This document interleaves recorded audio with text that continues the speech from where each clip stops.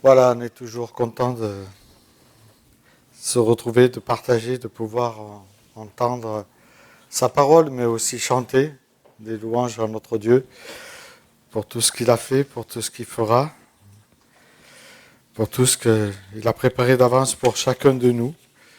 Jésus est ce bon berger qui nous aime.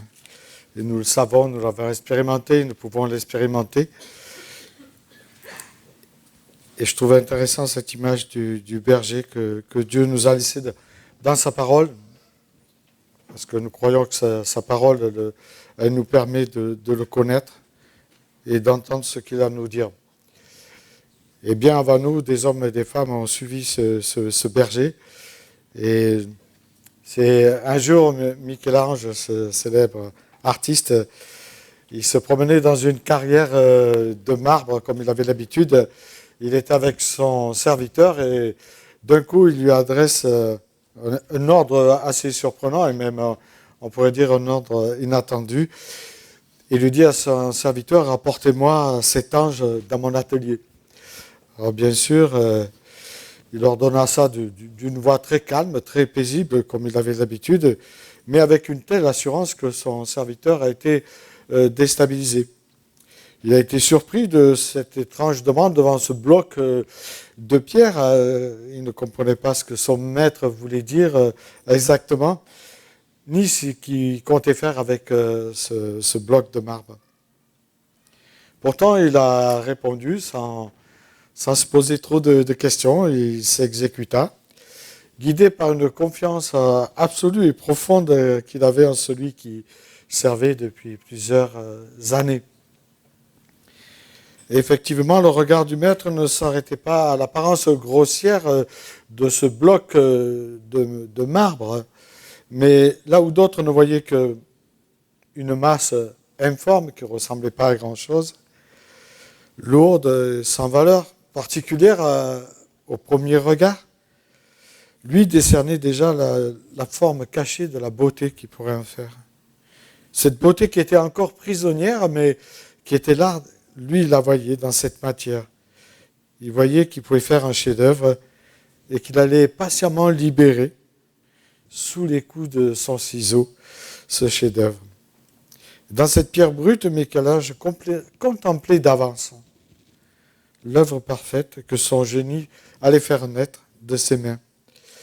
Et je trouvais ça intéressant parce que dans l'Écriture, on retrouve beaucoup cette image de ce potier, cette image aussi de Dieu qui nous appelle, mais qui nous façonne au fil des jours, au fil des mois, au fil des années. Et la première lecture, c'est dans Ésaïe 51, où il est dit « Écoutez-moi, vous qui recherchez le salut, qui vous tournez vers l'Éternel, regardez le rocher d'où vous êtes taillé et la carrière d'où vous avez été tiré. Oui, considérez donc Abraham, votre père, Sarah, qui vous a mis au monde, car lorsque j'ai appelé Abraham, il n'avait pas d'enfant. Je l'ai béni alors, je lui ai donné de nombreux descendants. » Un autre texte, justement, c'est cet appel d'Abraham, qui se trouve dans la Genèse, chapitre 12, et nous lirons juste les premiers versets, du verset 1 au verset 9. Je lirai dans la version Semeur, parce que je trouve qu'elle est plus dynamique. Et il est dit, l'Éternel dit à Abraham, va, quitte ton pays, ta famille et la maison de ton père pour te rendre dans le pays que je t'indiquerai. Je ferai de toi l'ancêtre d'une grande nation. Je te bénirai. Je ferai de toi un homme important et tu deviendras une source de bénédiction pour d'autres. Je bénirai ceux qui te béniront et je maudirai ceux qui t'outrageront. Tous les peuples de la terre seront bénis à travers toi. Abraham partit comme l'Éternel lui avait demandé. Et Lot s'en alla avec lui. Abraham avait 75 ans quand il quitta Aram. Il amena Sarai, sa femme et son neveu Lot, les biens et les serviteurs qu'il avait acquis à Aram, et ils se mirent en route pour aller au pays de Canaan. Quand ils furent arrivés, Abraham traversa le pays jusqu'à un lieu appelé Sichem, jusqu'aux chênes de Morée. À cette époque-là, les Cananéens habitaient le pays. L'Éternel apparut à Abraham et lui dit, je donnerai ce pays à ta descendance. Abraham érigea là un autel à l'Éternel qui lui est apparu. Puis, il leva son camp pour se rendre dans la région montagneuse à l'est de Bethel. Il établit son campement entre Bethel à l'ouest et Haï à l'est. Il construisit un autre autel à l'Éternel et le pria. Ensuite, Abraham repartit vers le sud, d'étape en étape. Il gagna le Negev. Voilà, nous avons ici l'histoire d'un homme septuagénaire, puisqu'il a 75 ans, le texte nous le rappelle. Et l'histoire d'Abraham commence par un appel. Dieu l'appelle. Et ce qui est remarquable dans l'appel de Dieu, quand nous retrouvons dans l'Écriture, c'est que cet appel peut nous concerner nous aussi. Car il s'adresse à tous les hommes. Dans Jean 3,16, Dieu a tant aimé le monde qu'il a donné son Fils, afin que quiconque croit en lui ne périsse pas, mais qu'il ait la vie. Donc c'est un appel qui s'adresse aussi à l'humanité entière. Et ici, nous avons l'appel, bien sûr, d'un homme spécifique, Abraham, mais on voit que dans un appel, il n'y a pas d'âge. Quand on lit l'Écriture, on voit que Dieu peut appeler un enfant, que Dieu peut appeler un adolescent, Dieu peut appeler un adulte, et que Dieu peut appeler aussi des personnes de certain âge. Donc, on n'a pas d'excuse devant l'appel de Dieu. En tout cas, c'est comme ça que je le comprends dans l'Écriture. Donc, cet appel touche tout le monde, et il dit justement aussi à Abraham qui va être, on pourrait dire, la semence d'où les peuples croyants même vont naître. Et pour nous, c'est la même chose. Nous sommes la semence du Seigneur auprès de nos contemporains. Vous savez, Paul parlera dans 1 Corinthiens, Apollos sème, un autre va faire lever, l'autre va récolter, mais c'est Dieu qui fait croître. Dieu fait croître à son rythme, à notre rythme, cette semence qui a été semée par l'un ou par l'autre.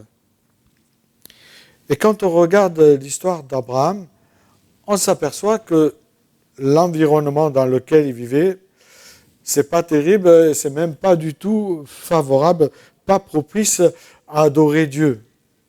En tout cas, là où lui se situait. Et c'est pour cette raison que Dieu doit commencer par le transplanter afin de le sortir de ce milieu qui est corrompu par tous ces sites idolâtres qu'il y avait et aussi par toutes sortes d'idolâtries qu'on rendait à certains dieux. Et on allait même jusqu'à des sacrifices humains. Alors, Ur en Chaldée est une ville intéressante puisqu'elle est située dans ce croissant fertile, la Mésopotamie méridionale, le sud de l'Irak. C'était en fait une cité prospère et les archéologues ont mis en lumière et ont compris que c'était une cité très prospère où on a déterré des vestiges très luxueux et ils avaient une très bonne connaissance, ils savaient dire. C'était une ville, on pense, de certainement 250 000 habitants, donc une ville assez grande. Et on sait que la vie était confortable, culturellement riche, mais aussi riche que, comme ça peut arriver parfois, quand les villes sont tellement riches qu'elles peuvent être corrompues. Quand on y pratiquait toutes sortes de religions polythéistes, et comme je le rappelle, il y avait ces sacrifices humains, et dans les maisons, on a retrouvé des petites chapelles à laquelle on offrait à des dieux à manger, et de l'argent même. Alors, Abraham est dans ce lieu-là, et Dieu, lui, doit l'extraire de ce lieu, l'extraire de son confort, de sa vie idolâtre, pour en faire le père de la nation, le père des croyants. Et cela ne va pas être aussi simple qu'on peut le croire. Quand Dieu veut nous extraire d'un endroit, c'est jamais simple parce que les brebis entendent sa voix, mais parfois elles font la sourde oreille. En tout cas, je parle pour moi. Et c'est intéressant de voir qu'il va y avoir une certaine transplantation, un peu comme dans un arbre. Hein. Quand on le transplante, il faut qu'il abandonne son ancien terrain, son ancienne habitation, pour trouver un nouvel environnement. Et parfois, ce n'est pas si simple de trouver le nouvel environnement, c'est simple, mais de sortir de son environnement, suivant les casseroles qu'il y a derrière, ce n'est pas très, très facile. Et ça ressemble justement à une mort, à une résurrection, tout comme le symbole du baptême représente la mort et la résurrection du Christ. L'apôtre Paul dira dans Colossiens 12 que quand on se fait baptiser, en fait, c'est comme notre ancienne vie qui meurt pour renaître à une nouvelle vie. Et Dieu lui offre un changement de vie, mais il doit se détacher de Ur, car il contemplait notre Seigneur d'avance l'œuvre parfaite qu'il allait faire avec Abraham. Et on sait que notre Créateur est aussi le recréateur qui peut tirer quelque chose du néant pour en faire quelque chose de formidable. Alors il lui dit, va, quitte ton pays. Déjà, c'est pas très simple quitter son pays. Ensuite, il poursuit la maison de ton père. Et puis, il dit, pour le pays que je te montrerai. Donc, il part pour l'inconnu, en fait. Et quelque part, la foi, c'est un peu l'inconnu. On lâche certaines choses pour se retrouver dans un inconnu. Et ce court verset est peut-être, je crois, l'un des plus importants du résumé de toute l'histoire d'Abraham. Plus tard, on va le renommer Abraham, mais c'est bien là la même personne, même s'il y a un jeu de mots. Alors, si on le traduit littéralement, certains ont traduit va-t'en, parfois traduit comme ici dans ma version sommaire, avec, on pourrait dire quelque chose de plus faible, va, quitte, mais littéralement en hébreu, c'est va vers toi. Je vais t'apprendre qui tu es, en fait. Je vais t'apprendre qui tu es, ça signifie cela. Et la précision du vers toi constitue le renforcement de l'impératif. Mais on pourrait y voir un sens plus spirituel. Va à la rencontre de toi-même. Et ça, c'est important d'apprendre à se connaître pour cheminer avec Dieu. Et puis après, il poursuit de ta terre, de ta famille, de la maison de ton père. Il s'agit là, on voit une graduation du général en particulier. D'abord la terre, c'est-à-dire son pays natal, Ur, en Chaldée. Puis la famille, parfois traduit par la parenté. La famille, on pourrait dire au sens large. Et enfin, la maison de ton père, c'est-à-dire le cercle rapproché, la famille qu'on appelle la famille nucléaire. Et va vers le pays que je te montrerai. Et on peut souligner au passage que la destination n'est pas indiquée. Et c'est un peu ça aussi notre foi. Hein. On part vers une destination quand on rencontre le Christ et on ne sait pas trop ce qu'il en est, même si on a entendu ou si on sait, on est un peu dans une certaine crainte. Bref, on peut dire sans détour qu'Abraham se retrouve face à un appel qui est tranchant, un appel qui est radical. Et dans l'Écriture, on le voit, quand Jésus parle dans Matthieu 7, 14, il dit que la porte est étroite en fait, et spacieuse la porte qui nous mène à la perdition. Donc on voit bien qu'il y a une radicalité dans cet appel de Dieu. Et on ne peut pas être neutre, rester neutre à l'appel. Il s'agit en fait d'un acte fondateur. C'est un acte qui demande à Abraham un mouvement, de se mettre en marche, un mouvement aussi de sortir de soi-même. On dirait de se libérer de tout ce qui lui pesait. pour entrer dans une croissance spirituelle. Et moi, ce qui m'étonne, c'est qu'Abraham répond à cette parole. Alors, je ne sais pas comment Dieu vous a appelé, mais moi, quand Dieu m'a appelé, j'avais très bien compris très, très tôt, mais il a fallu du temps pour répondre. Parce que, voilà, je savais ce que Dieu allait demander. Et donc, voilà, on fait un peu la sourde oreille, où on entend à demi-voix ce qu'il dit, quoi, où on essaye de ne pas très bien comprendre ce qu'il nous dit. Et Abraham, c'est un peu ça. Abraham répond à une parole, il ne fuit pas, lui, par contre, mais dans le texte, vous remarquerez, il amène son neveu Lot. Et puis, il n'oublie pas son papa, son papa chéri, Terrat, c'est pas... Je ne sais pas s'il n'avait pas très bien compris l'ordre de Dieu. En tout cas, Actes, chapitre 7, Dieu avait appelé Abraham à quitter son pays, sa parenté, et entre autres son père Terrat. Et qui est présenté quand même dans le texte comme une entrave dans cette promesse qu'il lui avait faite d'aller en Canaan. Vous savez, il va partir de Our, mais il va s'arrêter à Aram. Et c'est qu'après la mort de son père, de Terah, qu'il ira à Canaan. Et c'est assez intéressant. Dieu va l'appeler une deuxième fois. Abraham ne va pas répondre au premier appel, en tout cas à demi. Il va faire un demi-parcours, comme dans notre vie spirituelle, parfois nous faisons un petit parcours et puis on s'arrête, on stagne un peu. Et je trouve cette histoire assez remarquable parce qu'on peut se l'approprier pour soi-même. Et Dieu fait entendre son deuxième appel, et cet appel va se faire 15 ans après. Et malgré ses manquements, parce qu'on peut dire qu'il a quand même des manquements, puisqu'il n'est pas allé directement dans le pays Canaan, même s'il a suivi le fleuve de l'Euphrate, que c'est très long, à peu près 1000 kilomètres, Abraham, je dirais qu'il a le mérite d'avoir écouté Dieu et mis en pratique la parole qu'il a entendue. En fait, il a une certaine foi, même s'il est dans un pays où justement il n'y a pas la foi en ce Dieu monothéiste. On voit que Abraham, il entend, il y a action et réaction. Parfois, il y a action, nous, mais la réaction, elle n'est pas là, quoi. Et ce que je trouve extraordinaire dans son appel, c'est qu'Abraham ne sait pas où il va. La destination, il l'ignore et pourtant il répond.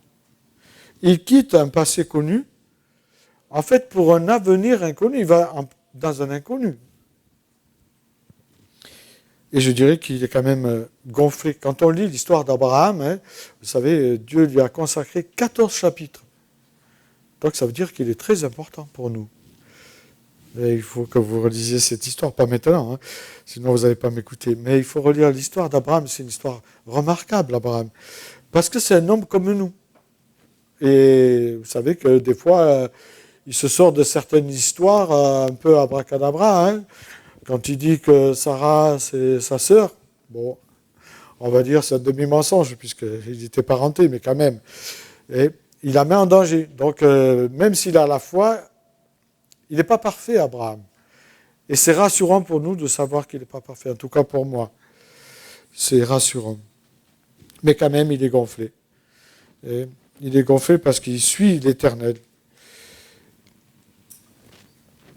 Il est le père des croyants, mais aussi le père des croyants de toutes les religions. Et ça, c'est intéressant. Alors, on le présente différemment, suivant l'islam, suivant justement d'autres, ou même les juifs le présentent comme un homme, le père de la foi. L'islam le présente plutôt comme quelqu'un qui est parfait, alors que la Bible ne le présente pas tout à fait parfait. Le parfait, ça n'existe pas, en tout cas dans ce monde à part le Christ. Et lorsqu'on voit qu'il quitte son pays, tout n'est pas gagné.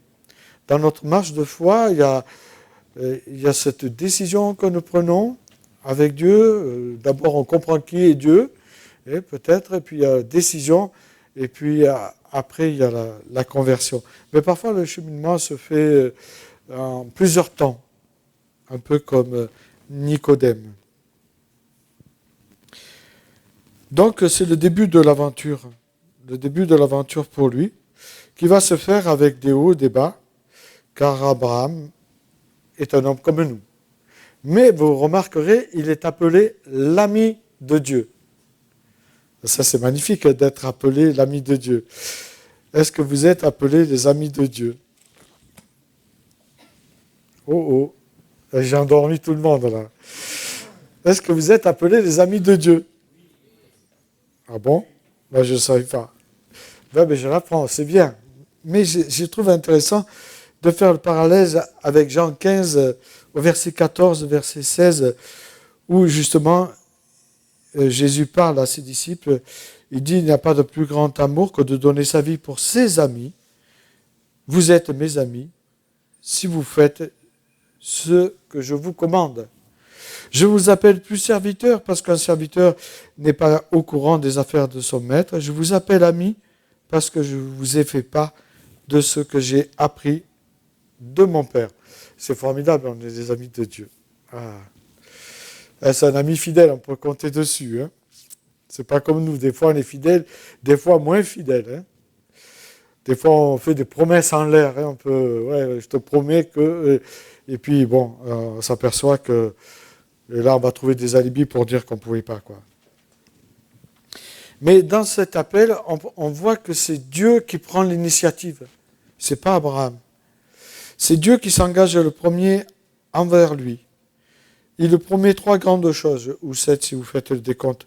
Il lui promet la terre promise. Dieu lui promet de s'établir dans un pays. Et cela représente cette espérance éternelle. Nous aussi, nous avons cette promesse dans Romains 8, que si nous quittons cette terre, nous serons auprès de Dieu. Et il faut avoir cette assurance. C'est pas peut-être, ou je ne sais pas, non. Ou mais, non plus. Hein. Non, c'est sûr. Si je quitte cette terre, je suis auprès de Dieu parce que je lui appartiens. Il lui promet une descendance nombreuse, malgré son âge avancé, malgré la stérilité de sa femme. Il recevra une postérité comme personne n'a eu.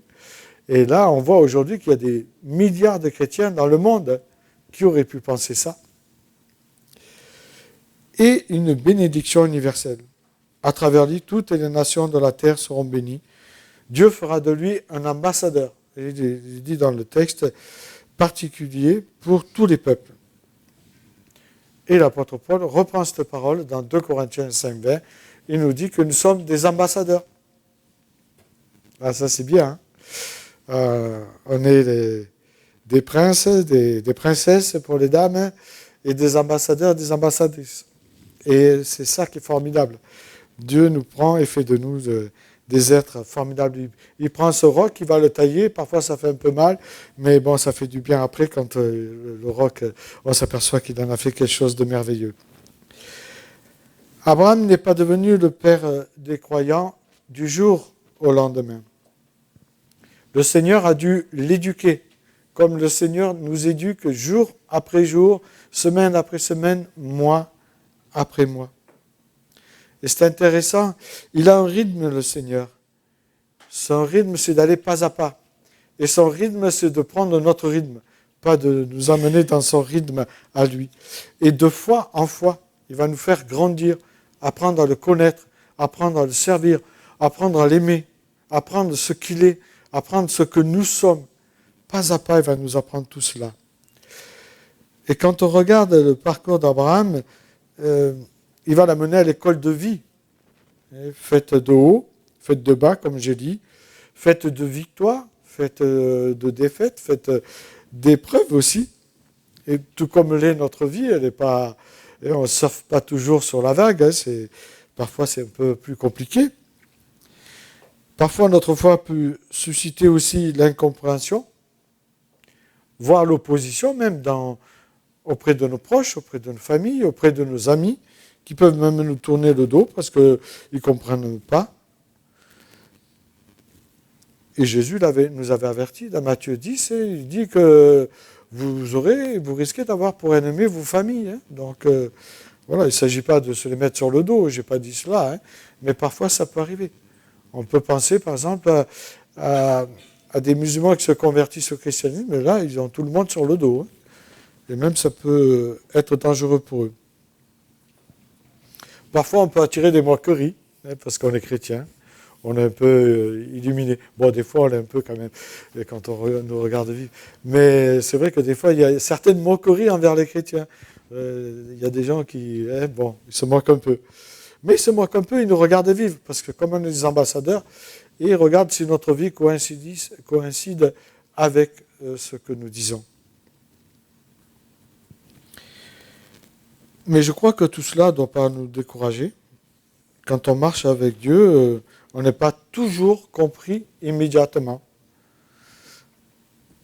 La foi, on le voit, ça demande du courage, ça demande de la persévérance. On est dans une course dans laquelle Dieu nous fait rentrer, mais qui est à nos côtés. C'est aussi d'accepter d'être incompris pour rester fidèle à l'appel de Dieu.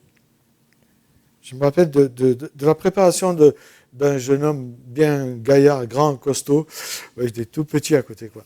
Et dans la préparation au mariage, il me disait, lui, il se disait que Dieu n'existait pas, quoi. En fait, Dieu n'existait pas. Son épouse était chrétienne. C'était intéressant, le cheminement, le parcours qu'on a fait. Il me dit, moi, j'ai tout gagné par la force de mes bras. Et j'ai un bon boulot et personne ne pourra me le prendre. J'ai dit, tu dois faire attention parce que Dieu, s'il est souverain, il peut tout prendre. J'ai fait une gaffe parce que 15 jours après le mariage, il a perdu son boulot. Je ne sais pas ce qu'il en est advenu de lui, je n'ai pas demandé. Mais bon, voilà. Parfois, on croit qu'on maîtrise les événements de la vie. On ne maîtrise rien. Dieu est au-dessus de tout. Il est souverain. Il est ce bon berger aussi. Et il arrive aussi que quand Dieu nous appelle, ça ne ressemble pas à quelque chose de spectaculaire, vous savez, comme Moïse, qui entend la voix de Dieu là-haut, au mont Horeb. Non, c'est pas toujours comme ça. Ça peut être, c'est pas non plus un signe éclatant qui arrive du ciel, un éclair. Oh, je vais te parler. Non, c'est pas toujours comme ça. Mais c'est plutôt, souvent, en tout cas, je dirais, une conviction profonde qui est déposée dans notre cœur, que Dieu dépose dans notre cœur. Va, il est temps que tu quittes ce chemin. Va, il est temps que tu quittes ces personnes. Dieu nous dépose. Après, on en fait ce qu'on en veut de ce qu'il a déposé en nous.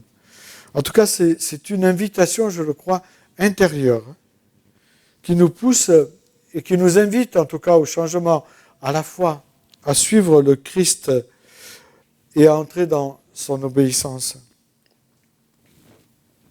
Cet appel peut déranger nos habitudes, bousculer aussi nos sécurités dans lesquelles on était, et même nous conduire hors de notre zone de confort, comme ça a été pour Abraham. Pensez, il a tout pour être heureux là où il est. Il a un confort, on pourrait dire, financier, puisqu'on le voit partir avec toute une ribambelle de serviteurs. Donc il avait beaucoup d'argent et il va devenir nomade. C'est pas terrible d'être nomade. Bon, après il y en a qui aiment, mais lui c'est simplement sur l'appel qu'il va devenir nomade pour entrer dans ce pays promis après avoir fait un long voyage et pèlerinage, on pourrait dire. Mais Dieu nous dit que nous sommes, chacun de nous, en train de vivre un pèlerinage quelque part. Mais je dirais que derrière chaque pas de foi, se cache une grâce nouvelle et aussi une croissance spirituelle. Et on peut découvrir dans ce chemin de foi la fidélité de Dieu. La fidélité de Dieu. Comme Abraham, peut-être qu'on ne voit pas toujours ce chemin vers lequel Dieu veut nous amener ou ce chemin vers lequel Dieu veut nous faire entrer. Mais Dieu éclaire souvent d'étape en étape. Peut-être qu'aujourd'hui, on voit d'une manière opaque ce que Dieu veut et attend de nous. Et petit à petit, en répondant à ces appels qu'il va nous faire, alors on y verra un peu mieux. Parce que Dieu ne nous demande pas de tout comprendre pour le suivre. En tout cas, c'est ce que je peux saisir en lisant ce texte-là. Mais Dieu nous demande simplement de lui faire confiance et d'avancer avec lui. Alors peut-être qu'on a entendu sa parole, on a été élevé dans la foi chrétienne, mais bon, le berger appelle et On dit, oh, je ne suis pas prêt, il faut que je mette certaines choses en ordre. Non, Dieu nous prend tel que nous sommes et il nous appelle comme nous sommes. Et c'est ça qui est beau. Il n'attend pas qu'on change pour nous appeler, il nous appelle dans l'état qu'on est. Et ce roc bien brut là, et puis il va tailler petit à petit. À nous de répondre à cet appel si on veut le suivre. À nous de répondre à un appel peut-être qu'il nous appelle à faire ou à entrer dans d'autres projets qu'il a pour nous et que nous ne voyons pas très clairement. Mais je vous invite à répondre à l'appel de Dieu parce qu'on ne regrette jamais de répondre à cet appel de Dieu. Et je vous invite à prier. Peut-être que tu peux jouer pendant que je prie. Ensuite, il y aura un temps de Sainte Seine. Et je demanderai à France de venir présider ce moment de Sainte Seine et le moment des annonces aussi à y être. Comme ça ne fait pas 2 déplacements. Mais je vous invite à réfléchir à cet appel que Dieu peut vous lancer, ou qu'il vous a lancé, que vous avez entendu et que vous avez fermé peut-être un peu vos oreilles, ou vous avez fait semblant de ne pas comprendre. Seigneur, merci parce que tu es ce Dieu patient, ce Dieu qui nous connaît bien avant notre naissance et qui chemine avec nous, jour après jour. Même si nous tournons le dos à ta grâce, toi tu continues de nous appeler. Et merci pour cette patience que tu as envers moi, envers chacun de nous. Merci parce que ce matin, tu nous as donné rendez-vous et ce n'est pas un hasard. Nous croyons souvent que c'est nous qui dictons nos journées, nous faisons des projets, mais toi, tu as des projets de vie pour nous et tu nous le dis dans ta parole. Et je crois ce matin, tu appelles encore des personnes à te suivre ou à se remettre en marche. Parce que parfois, nous avons besoin de nous remettre en marche comme l'a fait Abraham. Abraham s'est arrêté un temps. Et puis il est reparti. Quand il a ouvert ses oreilles, il a entendu cette voix qui lui avait promis un pays. Comme toi, tu nous promets aussi la vie éternelle, tu nous appelles à te suivre afin de nous donner la vie. Tu nous dis, ne crains rien, petit troupeau. Ne crains rien. Aie confiance, tout simplement. Mais ta foi en marche. Et moi, je te suivrai, je t'accompagnerai, je te relèverai, je te débarrasserai aussi de tout ce qui peut être un obstacle à ce cheminement avec moi. Oui, merci. Merci Seigneur d'avoir eu et d'user encore de patience envers moi, envers nous. Merci pour cette matinée, Seigneur. Merci parce que nous croyons que tu vas nous parler, pas seulement par ton esprit maintenant, mais tout au long de la semaine. Tu vas continuer de nous parler au travers d'événements, au travers de personnes, au travers de paroles, au travers de lectures, au travers de chants. Nous croyons que tu peux continuer à nous appeler si nous n'entendons pas. Toi, tu veux continuer avec persévérance à nous appeler malgré nos infidélités. Tu nous dis que tu es fidèle et tu nous aimes. Tu l'as montré à la croix et c'est ce que nous allons célébrer aujourd'hui. Cette croix qui nous rappelle que tu as tout accompli. Merci Seigneur Jésus. Amen.